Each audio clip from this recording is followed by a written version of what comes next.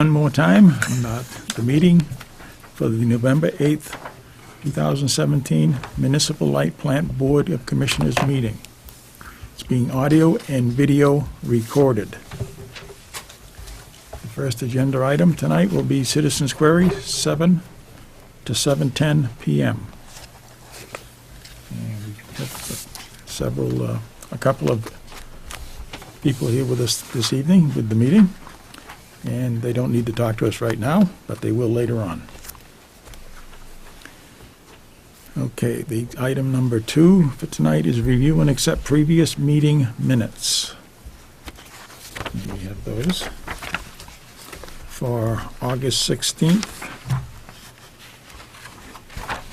Anybody had a chance to look at them or have any questions or concerns? If everybody's okay with them, we'll call for a motion. I'll give you a motion, Mr. Chairman. I'll second it, yep. Motion made and seconded. All those in favor signify by saying aye. Aye. Opposed? Motion carried.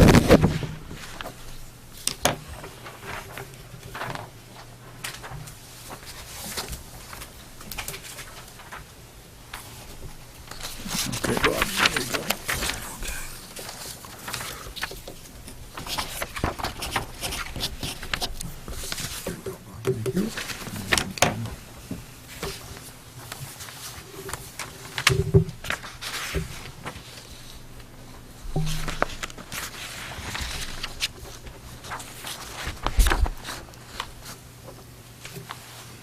Thank you. Okay, we have the minutes for September 13th, 2017 Commissioners meeting.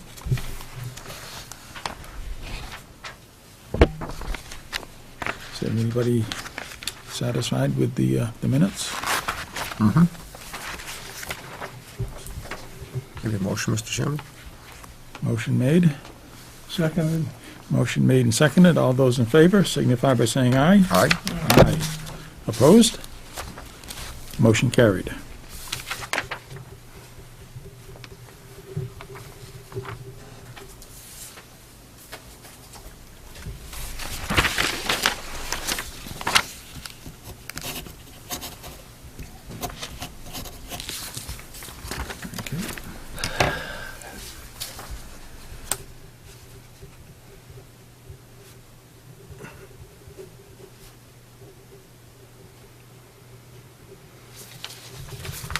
Thank you.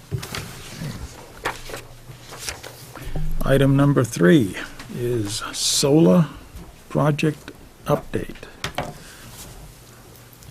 So I've been briefing you very minimally on a solar project that we've been working on, only because we're in the negotiation phase with the landowner slash developer, and we have signed the PPA and the IA with the landowner and slash developer who is here tonight.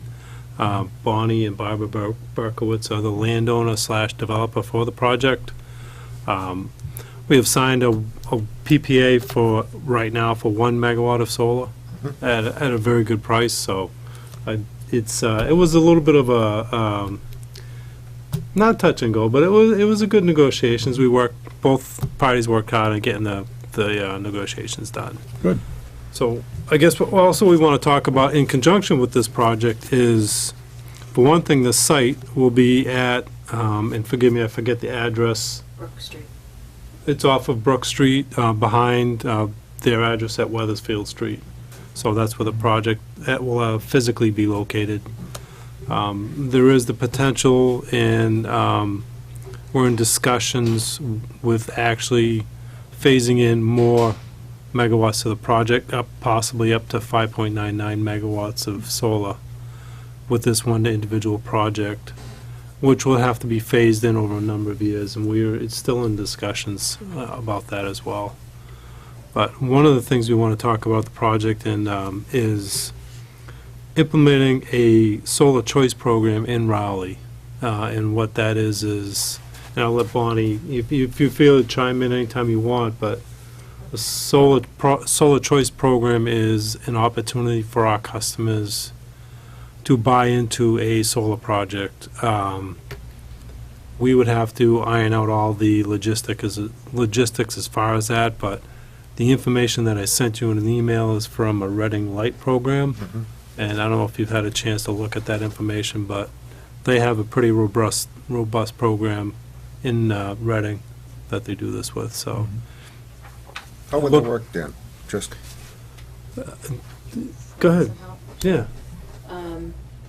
Bonnie Berkowitz. So, actually, municipal light departments have chosen not to participate in a SMART program. I had some dialogue with the DOER folks because it wasn't very clear, and on the Reading website it shows as solar choice, so it was a little confusing. So the municipalities elect to participate in a community solar project, also known as a garden solar project. And what essentially that means is they participate in a mid-sized solar plant, and the output, the electrical output from that plant is shared by customers, residential and/or business.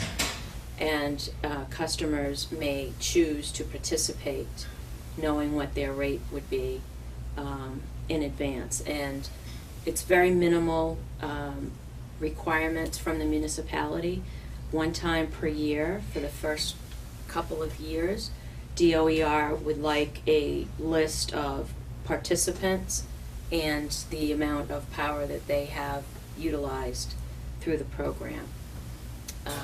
Then the reason it's SMART, not a SMART program, the community solar, is we factored it in when we negotiated with Dan for the PPA. We factored in being able to be SREC 2 eligible. And part of the SREC 2 requirement is to have some percentage of community solar available for the payers. And from our standpoint, it seemed to fit the mission statement for the Raleigh Municipal Light quite nicely. I can tell you that we're a little different from any previous array that's available in town, whereby we're here, we live here, lifelong resident. It's us, we're the landowner, the developer, and we're working directly with Rowley. So there's quite a discounted rate that we've been willing to accept because we got rid of that middle entity, and also expecting to be part of that SREC 2. So, and we would be happy to shoulder any burden of that once a year reporting if that were to help. We understand we don't want to incur any burden onto the office that's already busy enough. and how would a person participate in the project? That's, So they would elect to participate. Some people may choose to, some people may not. They would be able to participate knowing what a certain rate is. So with this 1 megawatt, Dan probably has a good idea as to how many residences would benefit from their usage from that and/or businesses. So Reading, for example, serves 29,000+ customers, and they elected to include approximately 500 folks. And 500 folks subscribed immediately because it allows families and anybody to essentially, know what their rate's going to be for a period of time. And they actually get a dividend back from the municipality. So Reading, I spoke with the manager over there, who was very generous in spending some time with me.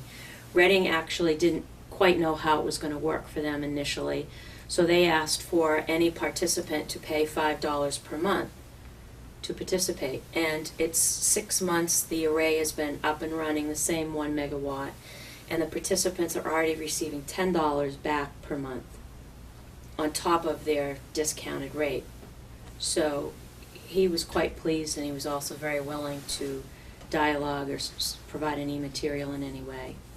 So just a little elaboration on the actual money that Bonnie was just talking about. The way the Reading program works is they give you a certain percentage of the output.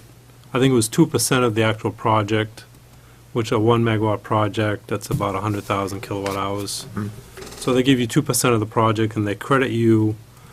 I sent you the spreadsheet that he used. It's a little confusing to look at the spreadsheet, but part of the credit is the PPA divided by a certain amount, and that's a charge every month for actually being part of the program. Mhm. So the first year, the customer incurred this charge every month. The second year, the charge was the same, but then also they've got credits now for cost that the light department didn't have to incur in buying wholesale power, transmission cost, ICAP cost, and the whole spreadsheet factored in all those avoided costs, and then at the end, whichever number was greater, either the charge or the credit, they got that amount back in their bill Okay.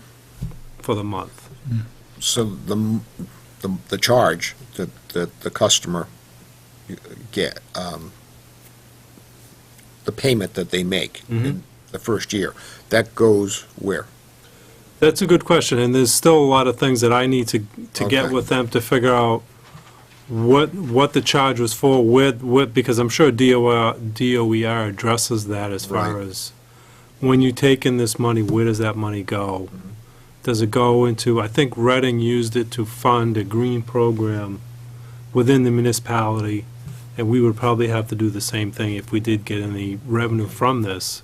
It would probably have to go to like we're going to talk about an EV program, maybe an EV program, maybe residential conservation program, something along those lines to, make the community more green. Okay. So, but there are a few things we still need to work out, but it does look like a good program, and the one thing I talked to Bonnie about was the municipality, we basically run with 2 office staff and myself in the office. Right. So to administer a program like this is a burden on the department, only because we don't have the expertise to run a program like this like Reading does. Mhm. They have, they're one of the largest municipal light departments in the state, so they have a number of staff to do this. But Bonnie brought in some folks to talk to me the other day about maybe sharing this burden with a company that would actually do this for us, and I'll let you. Sure. So essentially, we brought a couple of folks. We're deciding with whom we'll work to actually get this project constructed. And also, who we'll work with for our private funding. One of the groups with whom we're considering, they are very interested. They have a very long history in PV community solar projects, in design, development, storage, which we feel hopefully will begin the dialogue for the next phases up to the 5.99 megawatts. And storage, we hope, will be a component for the town. So they are pretty much the industry leaders. You could see a lot of their lectures online, and pretty well proven track records. What they had suggested would be a public-private venture, whereby we'd have a special purpose type of venture between Rowley, and if we decide to choose them, we would be part of them, they would be part of us, Rowley Solar, Bonnie and Barbara. So we would be able to shoulder all of the reporting, all of the data sharing, reporting back to Rowley. So there'd be no burden put on Dan and his staff whatsoever. We would provide monitoring. There's an educational component we feel would be very important for the school. So they'd be able to see exactly, the carbon emissions, what our carbon footprint, how it's changed. And once a year we'd give some type of talk to the kids and or the adults, whoever may be interested. And also, it's not costing the town anything to actually participate with us and do it. We're really shouldering all the liability as far as, having to spend the money. You're not having to raise a bond. You're not having to basically do any of that. And we'll also, through the pilot program, will actually be generating taxes for the town as well. So that might offset some of the other costs for our capital projects that are ongoing. It's, I think it's a good use for our farm. The farm will be 50 years old coming up, and We wanted a legacy-type project that would provide something for the town and the residents, not just houses development. And we felt that this was a good use. We're not taking anything away from the farm. We will actually have crops underneath the panels and sheep, so it's a very low impact use. There's not going to be any traffic or noise generated. I think it would be a win if we can do it together. Now, Dan, you mentioned storage Yes. also. Yeah. And Dan, when we went to, I think it was NEPA, we were talking about storage also in another community. Matter of fact, I was at one of the tables with one of the communities that just put one of the largest storage. It would be Sterling Municipal just That's put right. a- The Sterling manager was at the table with us, Mhm. and he was talking about the storage. And then we've been talking about, adding 2 megawatts to the town for generation, and we've kind of looked, people have been looking at storage now, and we're still up in the air here. So, Storage is definitely the better option. yeah. Because storage, the DOER looks upon storage as a green option compared to generation, so you get more help, basically, in doing a project like that. And if you tie it with a solar project, that even helps even more. How much did Sterling, what was their storage 2 capacity? megawatts. 2 megawatts, okay. So same in the ballpark where we were talking. Yep. Would very much like to begin working for the 5.99 megawatts with storage. Once we're on the same sort of table and agreement for the project, then we can provide, storage is very expensive. So if we're able to negotiate together and understand that, yes, at some point, whether it's phased or however you best want to do it, we will commit to the 5.99 megawatts with 2 megawatts or 1.5, whatever you guys say, for storage. We'll do that. And that public-private venture, the special purpose, we would be able not only to provide the back office work, essentially, for Rowley, but also there would be other incentives and programs that we could participate and sort of profit share. So the community would really benefit in probably 4 or 5 additional ways.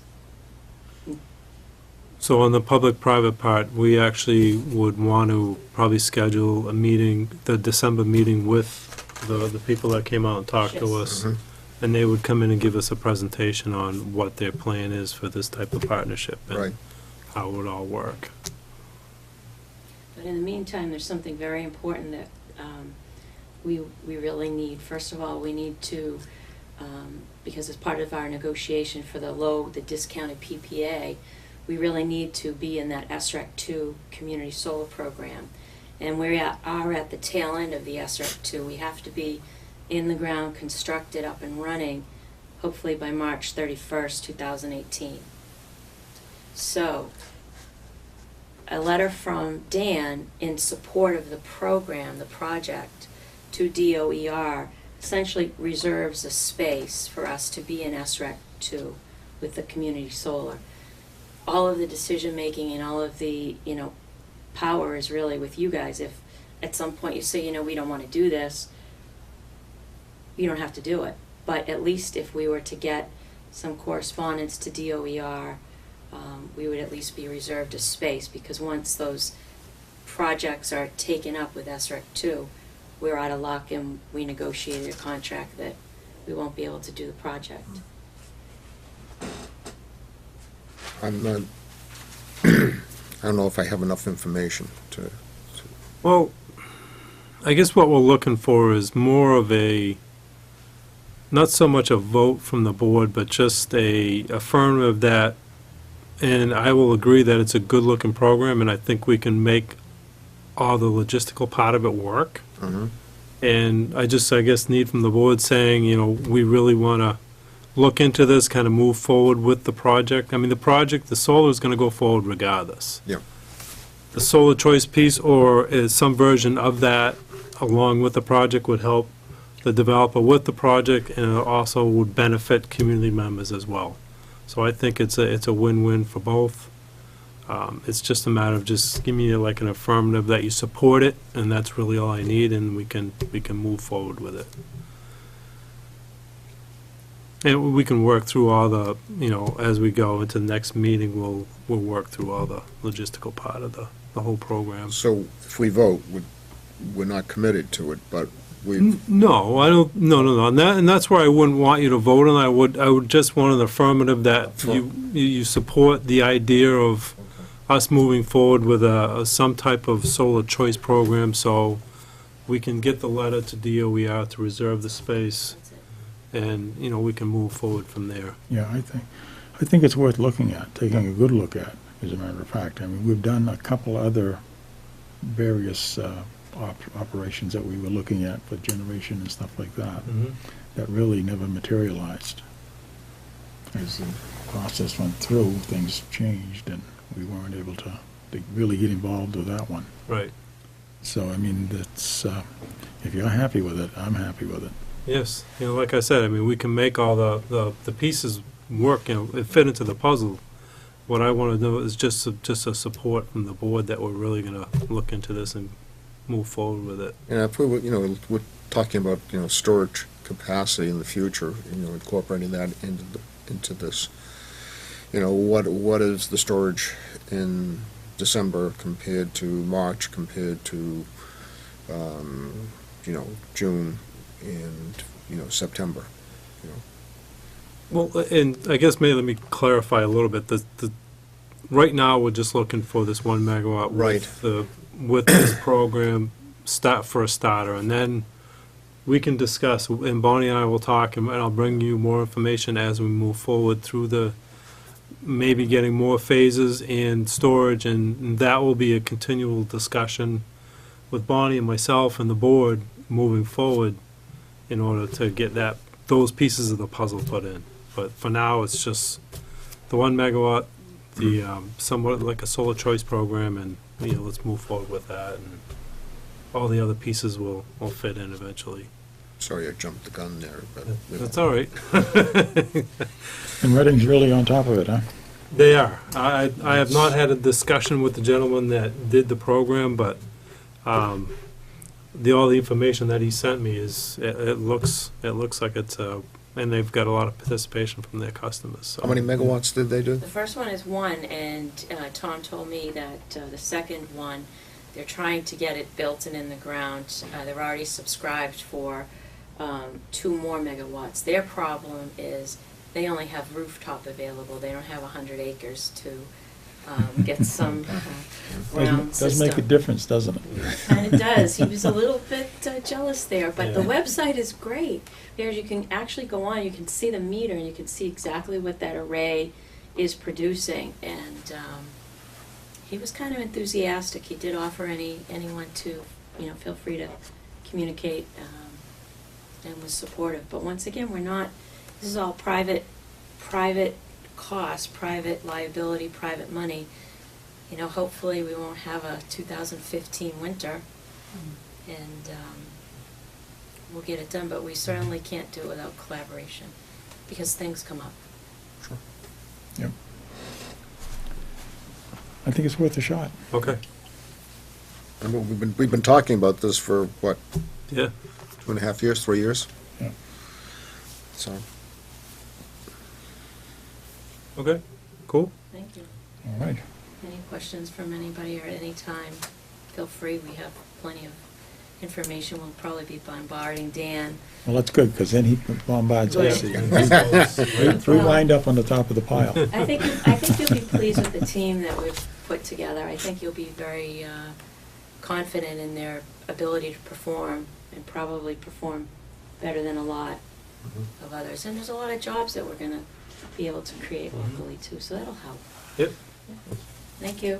Thank you. thank you. Yeah, thank you very much for coming in. I'm sure you'll be in touch. Mañana. We have to get that letter and take Okay. care. Bye. Have a Thank good you night. again. Yeah, you too. Good night now. Bye. Okay.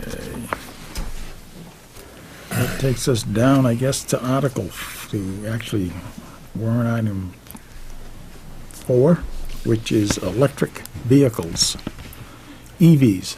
Yes. Follow 'em.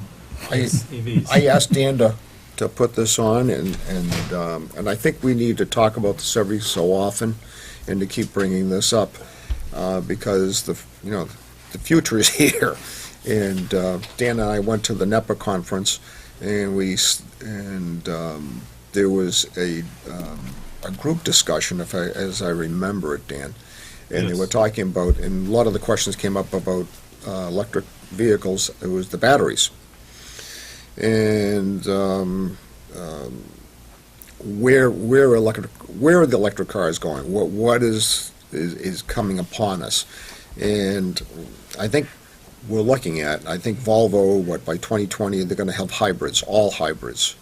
They're going to be producing. And then you got Tesla that's out there, and you have the Chevy Volt and everything. But one of the problems is the battery, the longevity of the battery. So I did I went in, and one of the things is everybody always says, well, how can you recycle the batteries?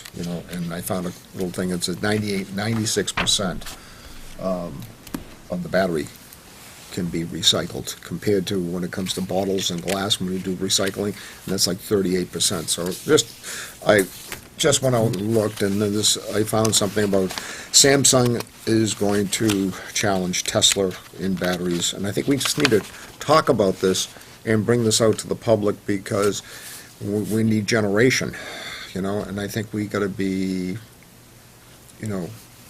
as a public power source, looking about generation. Is the government doing enough to get generation for the future?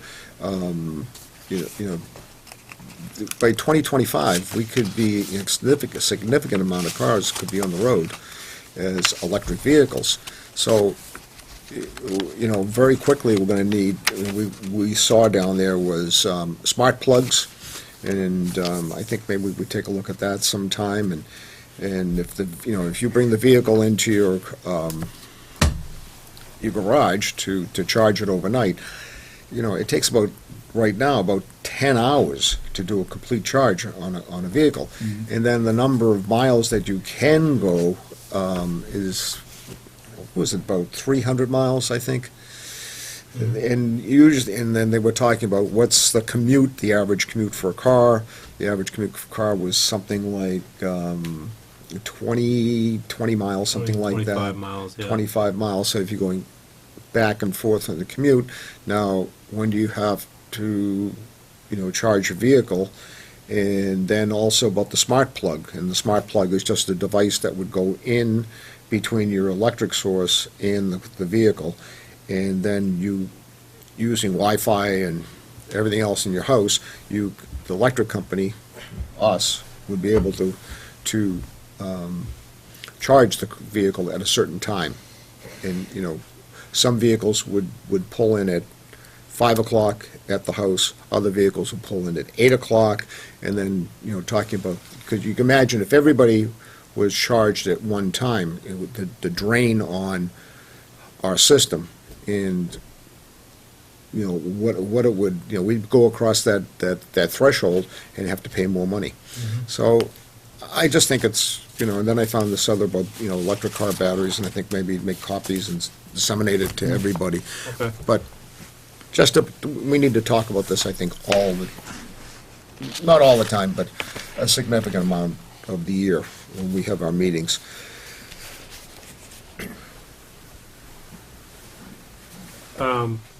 Would you be interested in looking at different programs from different municipalities as far as what they do for incentives? I mean, some municipalities are big enough where they actually incentivize customers to purchase Yes. EVs, charging stations, and they actually give rebates. Raleigh is on the smaller side, so I don't know what we could do as far as how much money we could give for rebates. Mhm. I guess it depends on how much leverage we can get with the actual supplier of the cars. I know DOE, I don't know if it's DOER. One of the Massachusetts departments has rebates for EVs, and there's a rebate program going on. There's also rebates for the smart chargers. But there's also something that if the Raleigh Light Department wanted to do something, we could actually put money towards the program as well. Give the customer that much more of an incentive. If we could have somebody come in some night and just bring, with a smart charger and explain it, how it works. Okay. And just, that, I imagine there's a lot of people out there thinking about, gee, I'd like to buy an electric car, I'd like to go green, but I'm not really sure about how the program would work. Okay, I can have, I know the company that did a program for one of the municipalities, so I can have them come in and do a presentation on what that municipality did and the smart charges, and they give you some more information as far as what it's all about, what the charges are all about, how they manage it, how the municipality actually turns them on, turns them off, and how the customer can actually, what's the right word I'm looking for? They can actually bypass the programming of the charger if they want to pay more. Like if they needed the car charged, they could actually bypass the program and they Oh, would okay. they would actually go to the next step and actually pay more to charge it at the time they want to charge it. Depends on what time of day it is, Right. based on your load. Exactly. It would be more, and I think Bob would understand this, it goes back to the old two-tiered pricing and off-peak. Off-peak meters and the whole bit. Right, right. So, And, we don't know when, there'll be a time, as they were discussing down in NEPA, when the battery, will get 500 miles on a Well, charge. But things are changing very quickly. Yeah. There was some, I don't know if you saw the news tonight. No, Is it Uber? Uber? The ones that, Uber? Uber. Yep. That they rent out the cars and people drive them everywhere. That company is now working with another company and they're gonna build air buses. They're gonna be airplanes and they're gonna bus people back and forth. It just, I mean, it's, things are rapidly accelerating and, things are changing very quickly. yeah, very quickly. And, what is it, Moore's Law? Every 18 months, technology changes Yep. and so, I mean, it was, they had showed a picture of it on the item that they were talking about. You had two seats opposite each other like buses and then trains and stuff like that. I mean, it's gonna be unbelievable. so I think we just keep up with it and, Yeah. keep it as on much the as you table. can, Yeah. especially I mean- where, No, public power. yeah, I agree with that. Yeah. I mean, we need to do that. okay, so I'll schedule the meeting in the next couple of months with that company and have them come in and we'll do a demonstration. Sounds good, Tim. Okay. Okay. Thank you. Okay, so we up to item number 5? We all set with 4? Okay. Item number 5 is October 30th storm. Should And that be the 31st? No, was that the 30th or the 31st? It was Monday anyway, last Yes. week. I'll just give you a quick handout of, this is just a list. I mean, it's just for FYI. It's just a quick list of all the places that we had damage or our customers out and how long they were out. We had, at the height of it, I believe it was 232 customers out. Oh, Not all at the same time, but varying Yeah. times here and there. With the worst damage being on Leslie Road. I don't know if you saw, there was an somebody did an editorial in one of the papers commending the light department on their restoration efforts for Leslie Road. yeah, It was actually a letter to the editor, so, and I would, the guys did an awesome job. They worked from 12:30 Monday morning until 7:30 that night. So they worked 19 hours straight that day, and we got the majority of the people back on that one day. and by it was Monday that things really started to come apart, and then by Wednesday, everybody was up and going. By Wednesday morning, about 10 o'clock, everybody was back on. And then we were still fixing issues here and there, but Well, you always have these little things that crop up, a loose lug or something, There was those the, types of things. We always used to say, well, we had a good storm, we got everybody back online, but there will be times when we have to come out and fix other things also, because it does weaken the system somewhat. But we are very lucky with the crews that we have. And we don't have that type of situation. When I first started working for that department, every time, they would always say, well, here comes a dark cloud, the electricity's going out. And people would say, oh, yeah, how come you haven't on it? So, we changed everything, started changing things around. We started in on the triplex cable and that type of stuff, That's why we were one of the first systems in the area to do that. And I've seen that stuff laying on the ground, all wrapped up with everything else, and everything just keeps right on going. Yep. It was unbelievable. So I just want to let the guys know, even the office helpers know, that we appreciate very much the work that they do. And the list like this makes it more easier to look at it and say, yeah, it is a great job. Yeah. No, they And did. there were a ton of trees down. I saw a couple of tree services up and down my street, and they're still out straight. If you have a tree down, you're still in the queue to get a tree removed. And, a person down Leslie Road I was talking to, and I called you about it, Dan, and that was a tree that was causing the problem that they needed to work around, and that took a day or two to get. Yes, that outage. And the highway, I shouldn't even say highway, it's tree warden did a great job too. He was right there with us before, and they've done that through the years. Yeah, the highway department, in particular Pat Snow, was with us, and the Hall Highway Department was with us, helping us clear roads.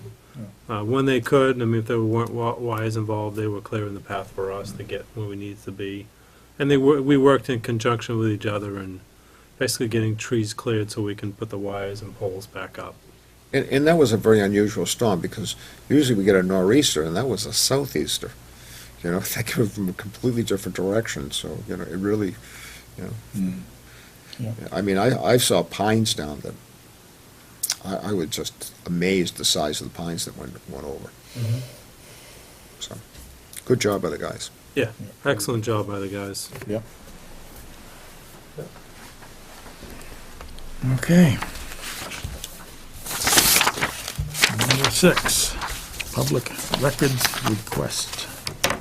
This item's on here just for an FYI for the commissioners. We did get a public records request for records involving